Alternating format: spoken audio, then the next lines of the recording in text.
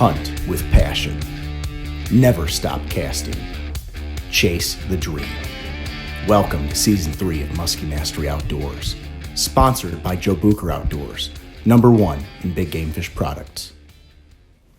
All right, guys, well, welcome back to our 5th vlog in the Season 3 series. I really hope you guys are enjoying these. If you've got ideas for more vlogs coming up in the future, shoot me a message in the community section, shoot me an email, comment on it, whatever you want to do, get that information to me and we're going to cover it. But today, we are going to talk about one of my all-time favorite and especially big musky producers, and that is the straight model DepthRaider by Joe Bucher Outdoors. One of my all-time best producers of large muskies in the state of Wisconsin, in Canada, wherever I've fished.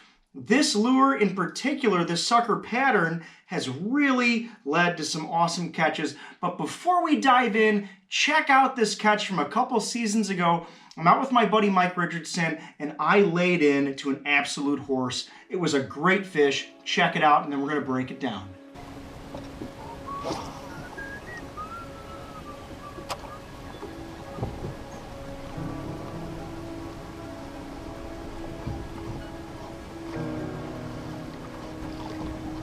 Ready for another one in the figure 8. What could happen like that? Or they can just fucking slime it. Either way, I'm cool. Don't care how it goes down.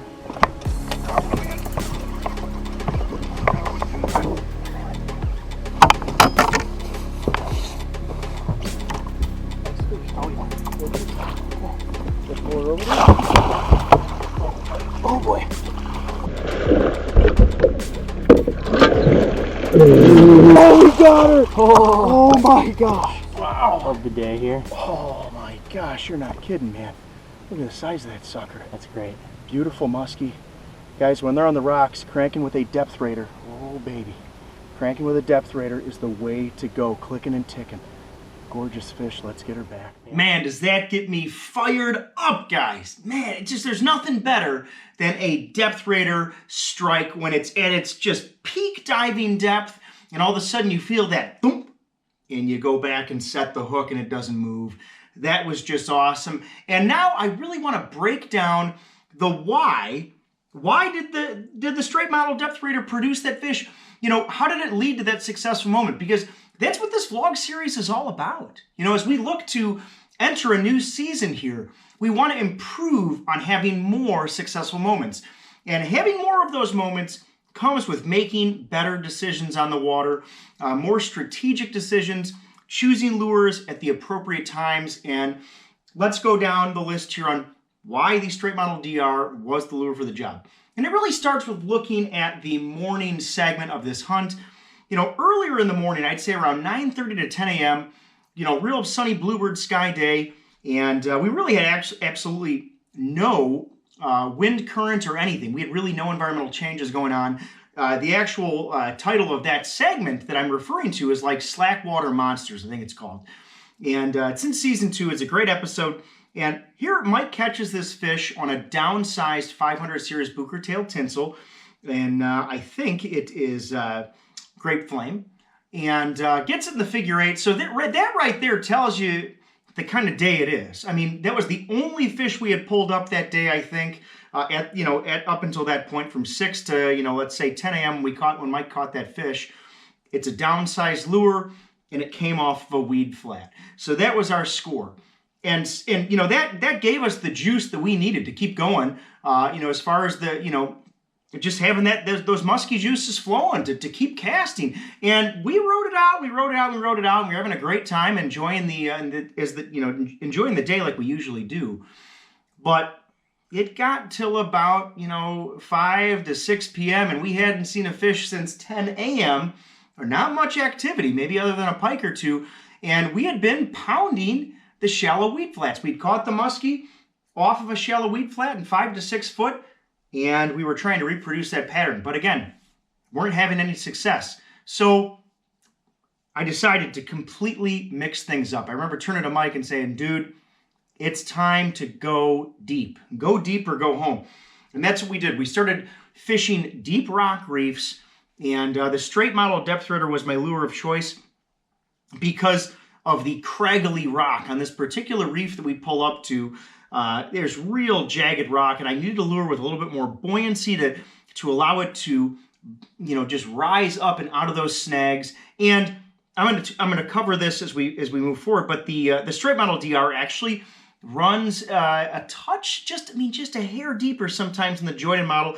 So for those reasons, I went with the straight model DR, and take a long bomb cast. I'm clicking and ticking. You can see my reel. I'm clicking, ticking. I'm clicking, I'm ticking. The straight model across. It's just along the top of that rock reef. And right as I got to the edge, it breaks off, and I crank clean, and all of a sudden, pop, it hits it. And to no surprise in the sense that I was marking bait fish.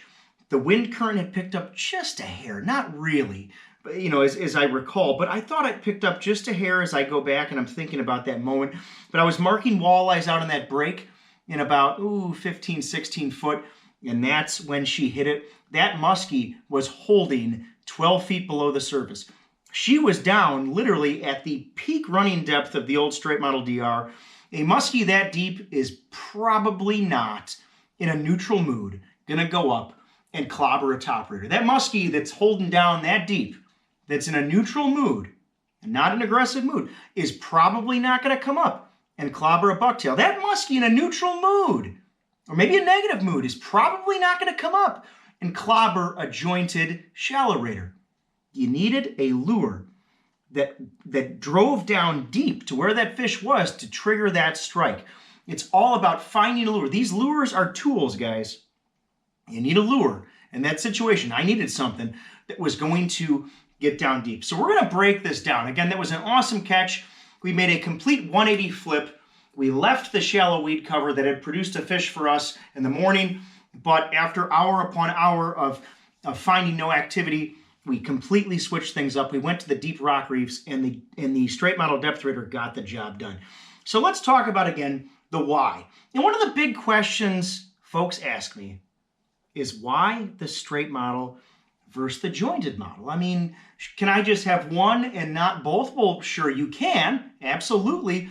But there's a reason that I picked the straight model over the jointed model. There's a couple really important reasons.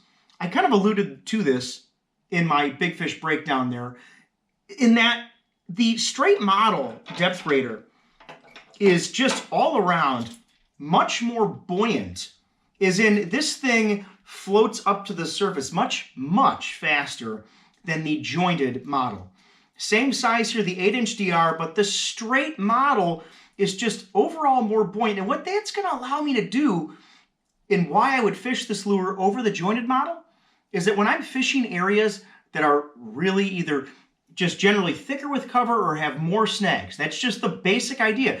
If you've got more downed timber that you're trying to walk through, or you've got jagged rocks with cribs and you really need that extra buoyancy to lift the lure out of those snags, or if you're fishing a weed edge where I know I'm going to be making contact with those weeds on a very consistent basis, I go for the straight model DepthRaider. It just rises faster, and again, we're going to talk about this in just a little bit, but when you're making contact with the cover and you're running into more snags, that buoyancy is a huge factor. That is going to help this lure, just back its way out of those snags, and it'll allow you to have more effective casts. Because if you have casts that are getting snagged up with, or fouled up, or stuck in the rocks, or stuck in the weeds, and you can't free it from that cover, it's a fouled cast. You're not going to, obviously, very rarely will you catch a muskie on those casts. So another reason why I will go with the straight model DepthRaider, like I alluded to in our opening story, is when the shallow bite is slow. Now, generally speaking, let's just talk deep divers. When I catch a muskie on the shallow cover, it gets us fired up to kind of reproduce that pattern, right? But sometimes as the day carries on, or if you're not catching muskies shallow, those muskies that are hanging shallow have a tendency sometimes to move out to the edges, or even suspend, depending on the conditions. A lot of times these muskies, they will move up under fantastic, really truly prime conditions to feed in the shallows. But a lot of times when boat pressure picks up or fishing pressure picks up or it's hot or, you know, in our clearer water systems, when it's slack calm, they feel more vulnerable to birds of prey like eagles or really just anything. It kind of sometimes will lend itself to muskies moving out deeper. And that is where a depth raider comes into play, when we need to access fish that are holding deeper. Also talk about muskies, you know, in cold front scenarios. Muskies that, you know, I have seen this, especially when I used to work at a fishing shop in Eagle River, you know, under poor conditions. A short story here for you, really cool. We had muskies in this big tank, and under poor conditions, those muskies would literally sink down 4, 5, 6 feet, you know, in the water column vertically under poor cold front conditions. When the conditions would peak up and we'd have weather coming in, they'd move right up to the surface. It was so cool to see that. I've never forgotten that. I think the same holds true under poor conditions, cold front conditions. Muskies in their negative mood tend to slink down a little lower. They'll sink into the weeds. They'll move out to the edges, onto the deeper edges of rocks or wood or whatever they're holding on. The depth raider, again, a deep diver is a great way to access those fish. Now, when you're going deep, again, I'll talk about this in just a second, but weeds, rocks, wood, suspended, those are, you know, really the whys. Shallow action's poor, go deep, straight model when you need the buoyancy. Now, where? Again, the straight model's home in all of these types of cover, but again, I want to talk about one of the reasons that's really cool about fishing these depth raiders, in particular over rock structure during a cold front. So again, muskies under poor conditions are just less active, okay? And I mean, that's a widely known fact in the sport of musky fishing. When they're not moving, well, they're just not moving. And they tend to sink down, in my opinion, you know, just lower in an inactive mood. They're generally not cruising around when they're inactive, because they're not generally wasting valuable stored energy. I mean, these fish are about as efficient as possible. So they're just going to stay still. You'll mark them on the side imager. You'll mark them on the 2D sonar, and they're not moving. But what's interesting is when they're not moving, they tend to just kind of lower themselves and sit on the bottom. Now, when this happens in shallow weed cover, you can be in big trouble, because it can be very difficult to access these fish. Because again, you can throw blades over the top of them. You can throw TRs over the top of them, spinnerbaits, you know, you name it. You know, if you've got some space between the weeds and the surface, you can throw the jointed shallow raider or whatever. You can twitch a minnow bait. But when they're hunkered down in those weeds, it can be very difficult to get their attention. And a lot of times I will really leave muskies that are in those shallow water, you know, weedy eutrophic sections under tough conditions, because it's tough to get the attention of a muskie that's literally submerged in a sea, a jungle of weeds. So in those scenarios, as I want to kind of key in on one of my specific spots where, because you guys know this from watching me on my show and on Joe's show, I am just a depth raider nut. So again, what I'm talking about in the where segment here is rocks. And one of the reasons I love to fish rocks with the straight model depth raider is because when those fish are in that negative mood and they're sinking down on hard bottom cover, they can't go any further. And that's a really cool concept to grasp. And part of the reason that's so cool is because when they're kind of hiding in many ways on rock structure, they're out in the open. There's nothing kind of covering them unless they're hiding behind a big boulder, which is certainly possible. You know, there's really nothing around them blocking their you know, maybe their feel with their lateral line or their sight in clear water scenarios. There's nothing blocking that. So in those hard bottom structures, and those muskies are sitting on the bottom, they can't go down any further. They can't go hide in any weeds. They're accessible even more with a deep diving crankbait like the straight model depth raider. And again, getting back to kind of a why, I'm going to kind of combine these two sections. A why, the straight model depth raider runs for me many times just a little bit deeper than the jointed model. So when I've got reefs that are topping out in that 12-foot range, a lot of times I'm going to go with the straight model. Now, something that we definitely need to cover here, a very, very important topic in this blog, or vlog, I should say, excuse me, is the technique. And the biggest, part of this technique that I'm going to talk about is making contact with the cover, because that is when the straight model DepthRaider, like all of our DepthRaiders or minnow baits for that matter, that's when it's so deadly. So first thing first, making a long cast, let's just say we're fishing rock structure, like I just showed you guys in that opening clip. You're going to make a long cast so you can attain the deepest running depth that you can with the crankbait. And once you do that, you're just going to start cranking pretty darn hard, generally speaking, on the straight model DepthRaider.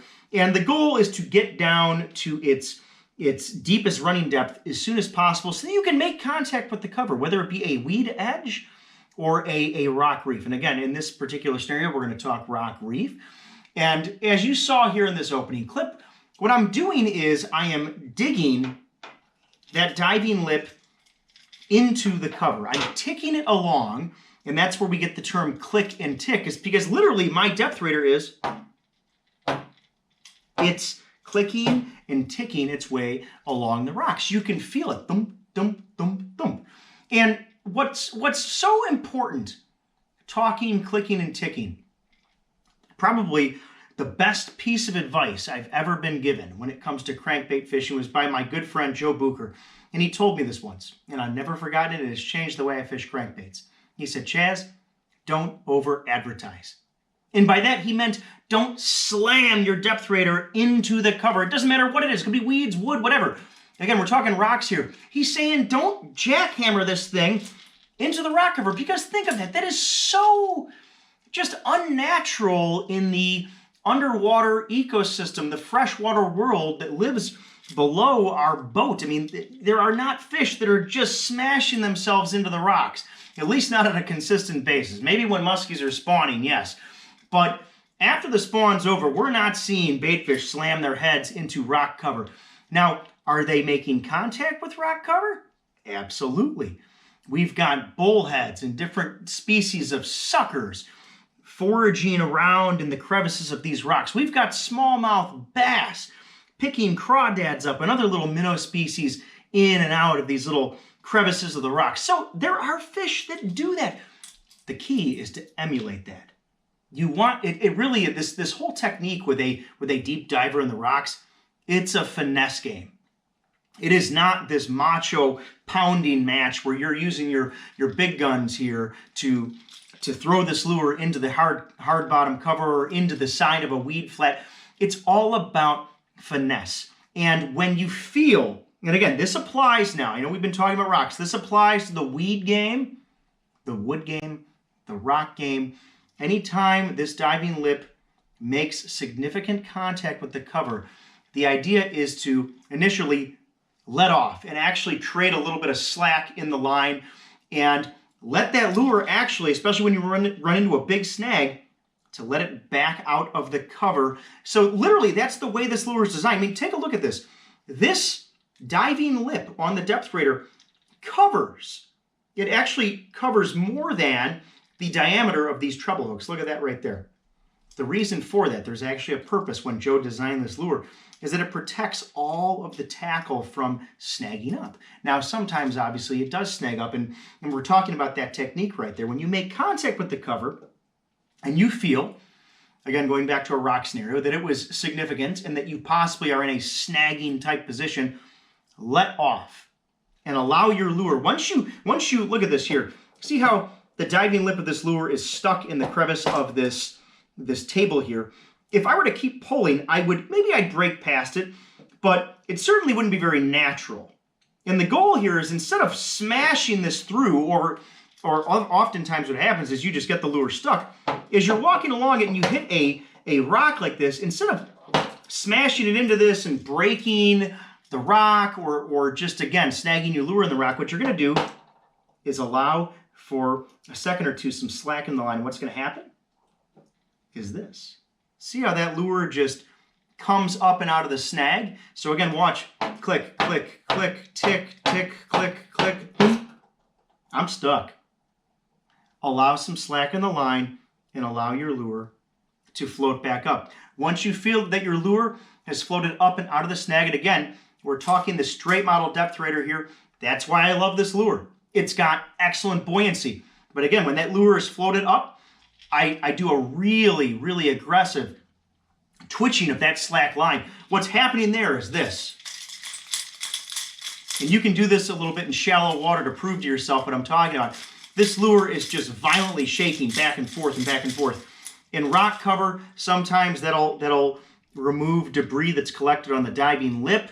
In weed cover, you're usually losing clinger weeds that are holding on your treble hooks. And after you've cleared that with that whipping technique, then you're going to rip this thing forward and clear it once and for all. A lot of times when you clear it, by the way, that is when you're going to trigger some monster strikes. After you get this thing stuck, floats back up, whip that slack line and then rip it back down into the cover. That's when you're going to trigger strikes. But that's the whole idea behind clicking and ticking. And again, I'll just touch on this briefly because I do want to make sure that I cover this. When you're fishing weed cover, the same idea applies.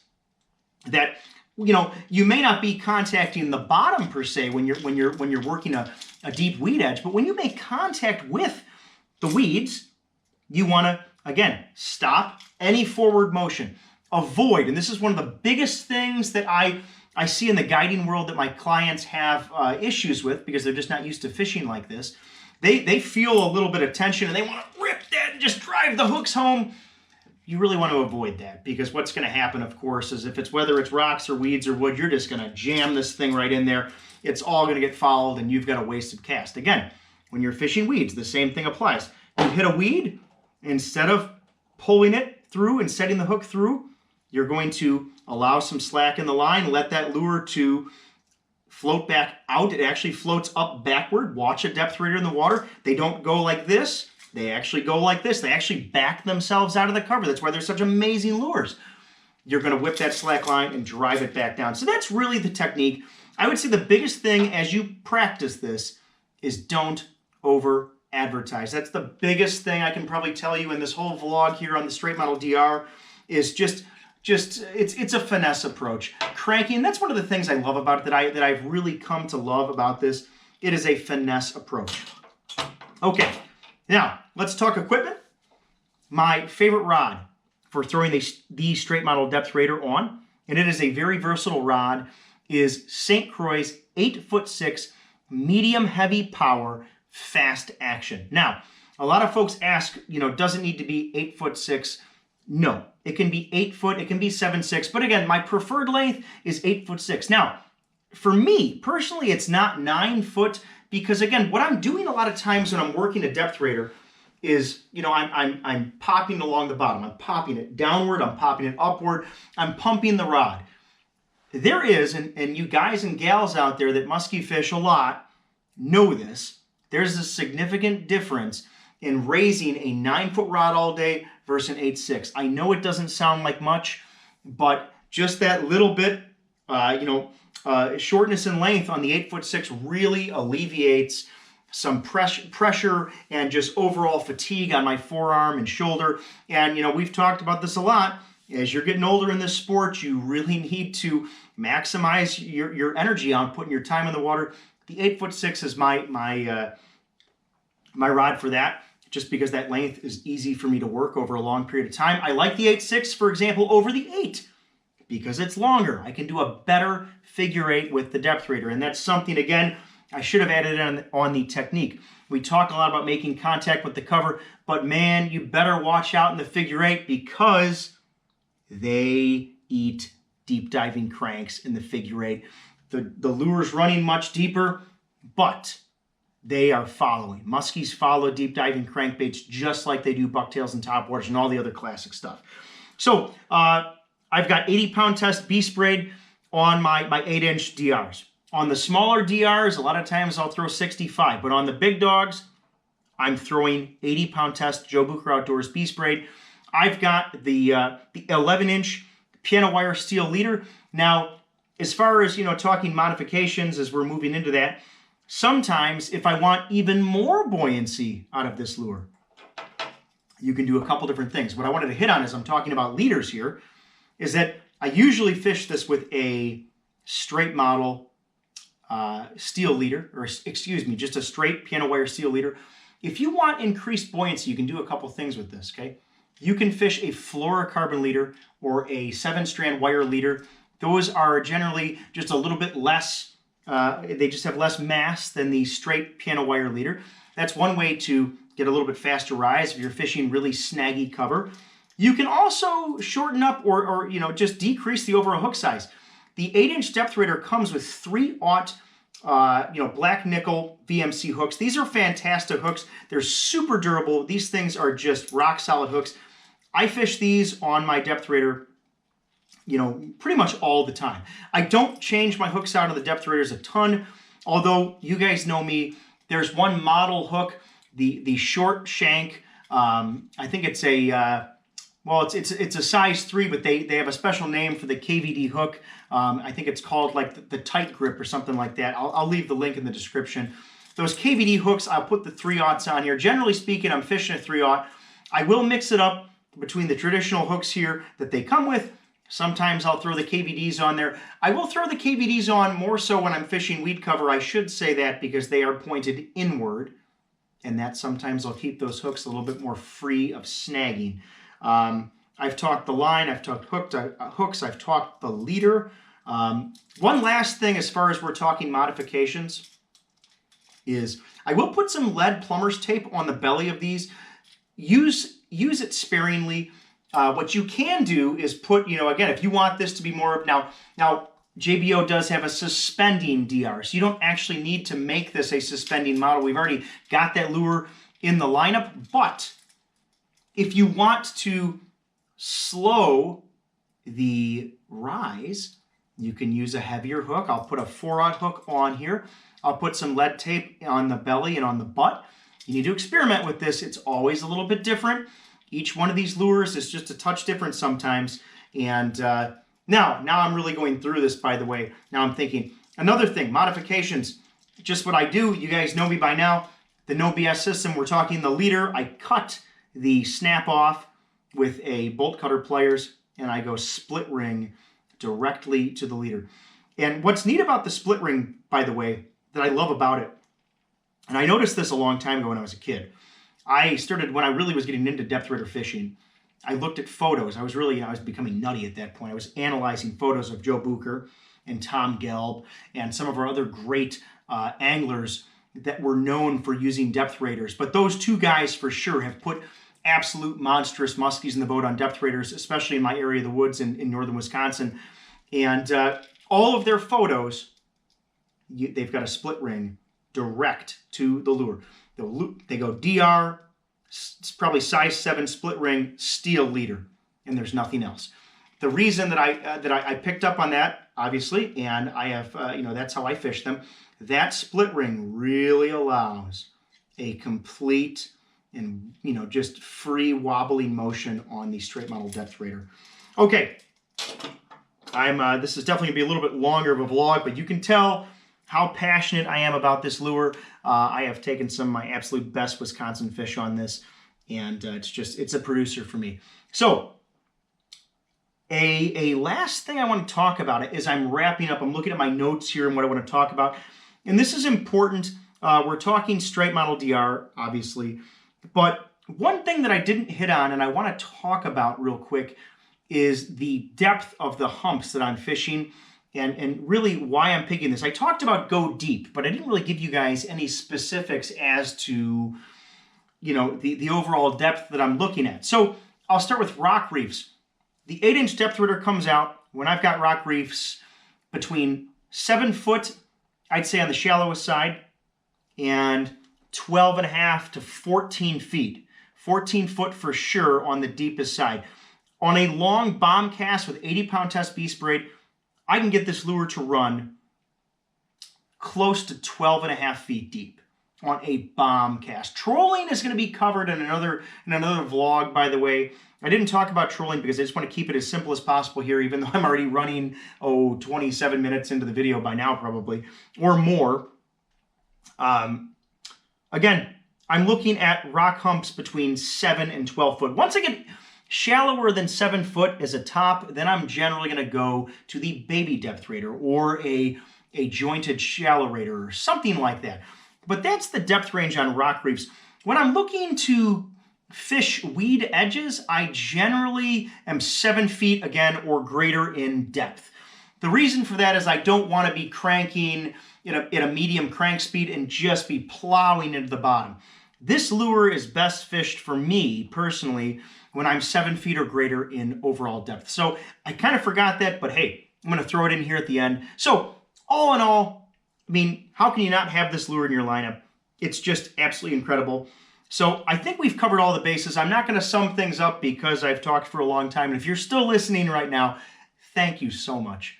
I cannot, and I know I speak for the entire Muskie Mastery Pro staff, but I cannot thank you enough for all of your support, all of your comments, all of your participation and enthusiasm. Those of you who have come out to our winter sports shows and told us how much you love what we're doing, and those of you who have emailed me fantastic ideas for season 4. I can't thank you guys enough. It really means the absolute world. Here's vlog 5, guys. It's in the books, straight model DepthRaider. I really hope you've enjoyed this. And as always, thank you for watching.